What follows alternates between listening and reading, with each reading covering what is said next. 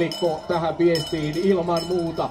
Ja nyt lähtöpaikalla jännitys tiivistyy. Kohta naiset lähtevät matkaan. Siinä Heidi Weng nojailee savoihinsa. Hän on tuossa ikään kuin kurkiauran kärkinaisena.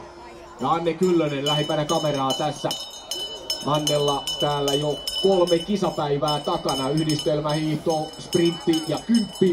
Ne eivät ole menneet siihen malliin, kun parhaimmat hiidot tällä kaudella Annella aikaisemmin, mutta nyt on aika läväyttää ja paukusta karkuun, se on homman nimi. Anne Kyllönen lähtee vahvasti tasatyöntöä tuossa ja nyt ei tarvitse vilkkua sitten heittää päälle, sillä keulapaikka on Annen. Hänellä on 4 metrin johto, kun tuo alkukiihdytys, aivan valtaisa tykitys tuohon ja nyt on muilla seurattavaa, kun Kyllönen ottaa oman paikkansa. Juuri näin, suksen kantoja esitellään muille, kun Kyllönen hyökkää tuohon nousuun ja aivan mieletön tahti on päällä ja tuosta se rauhoittuu. Näette kaunista, tyylikästä hiihtoa tuossa vuorotahtia.